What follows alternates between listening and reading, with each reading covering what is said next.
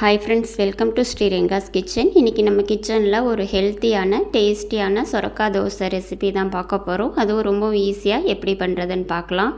பொதுவாக குழந்தைங்க காய்னாலே சாப்பிட மாட்டாங்க. இந்த மாதிரி தோசை ஊற்றி கொடுத்துட்டிங்கன்னா கண்டிப்பாக விரும்பி சாப்பிடுவாங்க. வாங்க இதை எப்படி பண்ணுறதுன்னு பார்க்கலாம். இது பண்ணுறதுக்கு ஒரு மிக்சி ஜாரில் காரத்துக்கு ஒரு பச்சை மிளகாய், ஒரு சின்ன துண்டு இஞ்சி சேர்த்துக்கலாம். மிளகாய் உங்கள் காரத்துக்கு தகுந்தவாறு சேர்த்து விட்டுக்கோங்க. இப்போ ஒரு டேபிள் ஸ்பூன் சீரகம், கூடவே நான் பாதி சொரக்காவை மேலே தோல் சீவிட்டு சின்ன சின்னதாக கட் பண்ணி எடுத்திருக்கேன். இப்போ இதையும் சேர்த்து விட்டுக்கலாம். இப்போ தண்ணி எதுவும் சேர்க்க தேவையில்லை. சொரக்காய் நீர்க்காயின்றனால இதை நல்லா நைஸாக அரைச்சி எடுத்துகிட்டு வந்துடலாம். இந்த மாதிரி நல்லா நைஸாக அரைச்சி எடுத்து வச்சுக்கோங்க. இப்போ ஒரு மிக்சிங் பவுலில் 2 கப் நான் இட்லி மாவு எடுத்திருக்கேன். இப்போ இது கூட நம்ம அரைச்சி வச்ச சொரக்காவை சேர்த்து விட்டுக்கலாம்.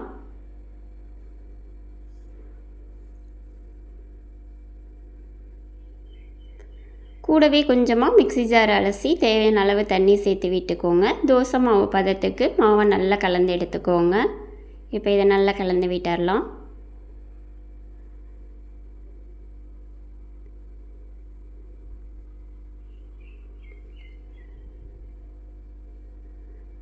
இந்த சம்மர் டைமில் பொதுவாக நீர்க்காய் தான் அதிகமாக எடுத்துக்கணும். இந்த மாதிரி செஞ்சு கொடுத்தீங்கன்னா குழந்தைங்க சாப்பிடுவாங்க.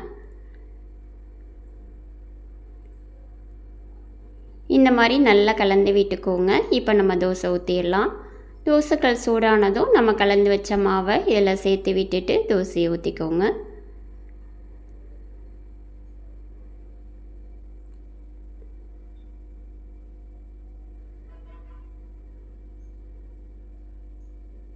இப்போ இதில் தேவையான அளவு எண்ணெயை விட்டுக்கலாம்.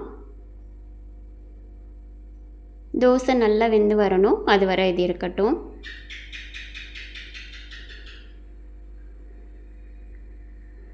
இப்போ இந்த சைடும் திருப்பி விட்டு நம்ம வேக வச்சு எடுத்துக்கலாம்.